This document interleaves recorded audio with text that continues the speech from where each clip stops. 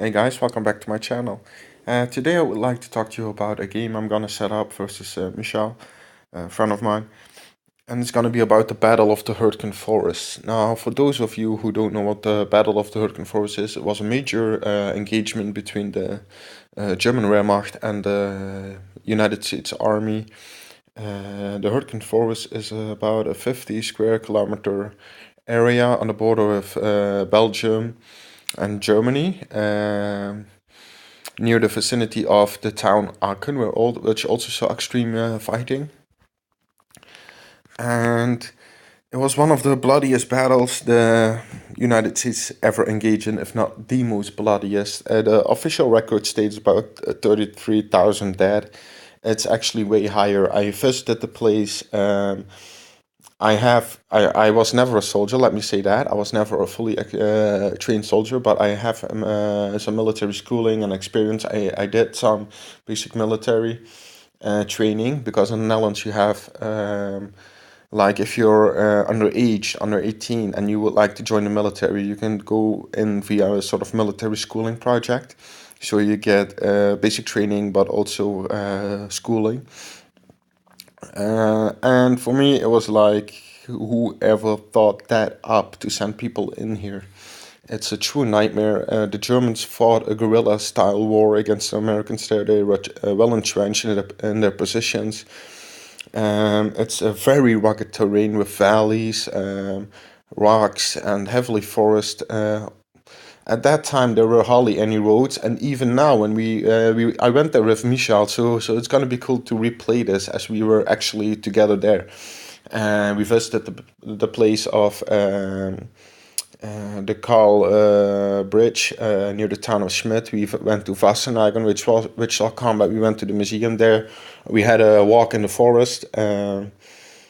Near the Karl River Bridge. And those of you who don't know what that is, you should see the movie When Trumpets Fade, and it shows that scene. We visited that spot, and division after division was cut up and chewed in pieces and spit out by the Germans in that forest for months. And the Americans found themselves in a World War One style fighting, but not in a moonscape land, but in an actual forest.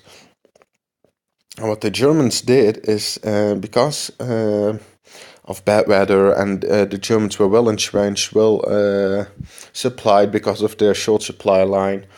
They put up their artillery positions in the high ground areas, and they fired airburst shells at the American infantry when they tried to attack the Germans. And these shells would explode in the air, and they would not only rain down shrapnel metal on the GIs, but also wood, splinters of wood that was destroyed from the trees. So the Germans knew this, and they fired them to set them explode in the treetops. And the unexperienced GIs that were, fresh recruits, were taught to, when under artillery barrage, to lay down when they are firing on you.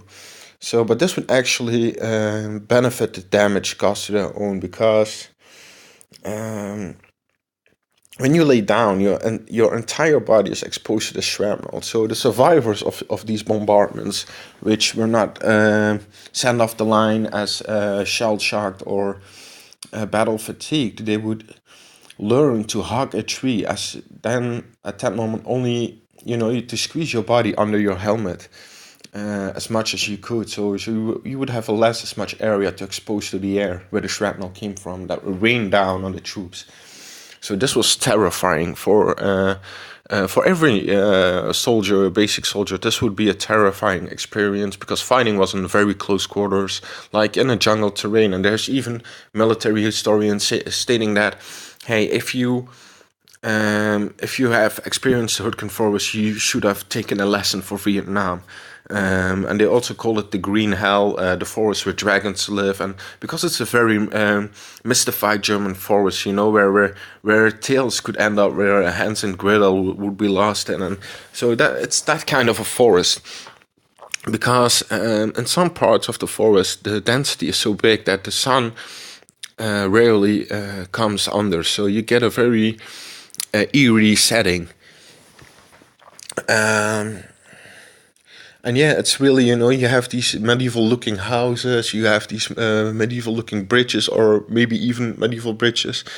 And it's a very, terrifying idea that you have to walk in there. And every veteran that was there said anybody who knew where he was at the Hurtgen forest is a liar, because we didn't never knew where we were, because the lines were all over the place. The lines were so thin that that the enemy patrols would end up in our area, and our patrols would end up in theirs.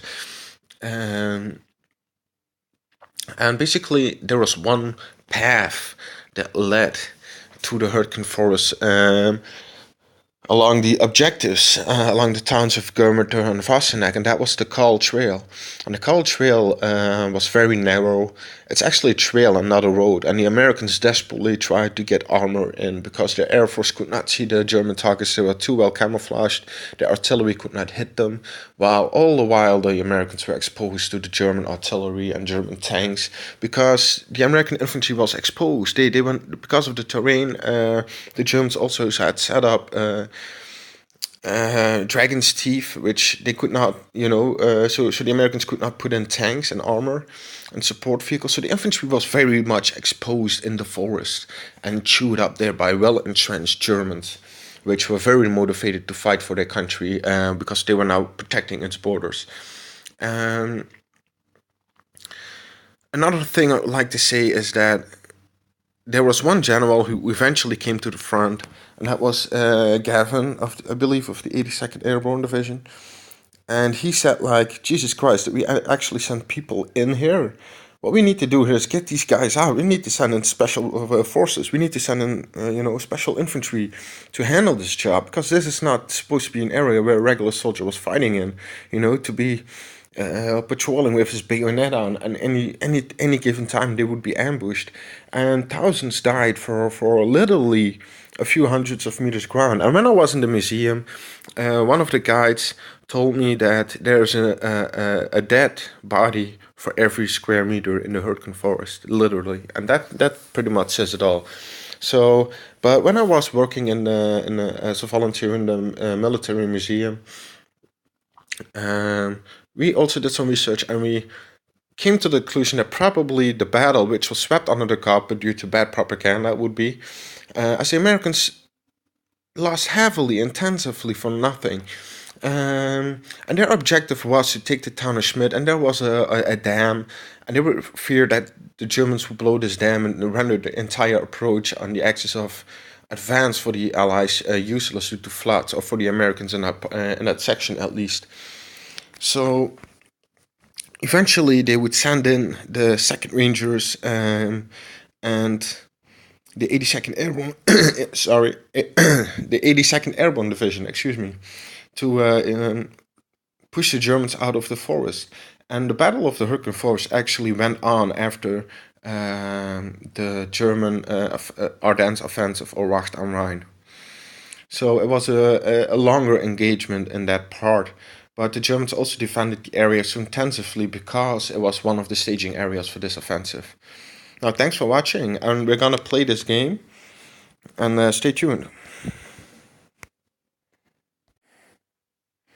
Hey guys, welcome back to my channel. Today I would like to talk to you about a game I'm gonna set up versus Michel, a friend of mine. And it's gonna be about the Battle of the Hurtgen Forest. Now, for those of you who don't know what the Battle of the Hurtgen Forest is, it was a major engagement between the German Wehrmacht and the United States Army. The Hurtgen Forest is about a 50 square kilometer area on the border of Belgium and Germany, near the vicinity of the town Aachen, which also saw extreme fighting. And it was one of the bloodiest battles the United States ever engaged in, if not the most bloodiest. The official record states about 33,000 dead. It's actually way higher. I visited the place. I was never a soldier, let me say that. I was never a fully trained soldier, but I have some military schooling and experience. I did some basic military training, because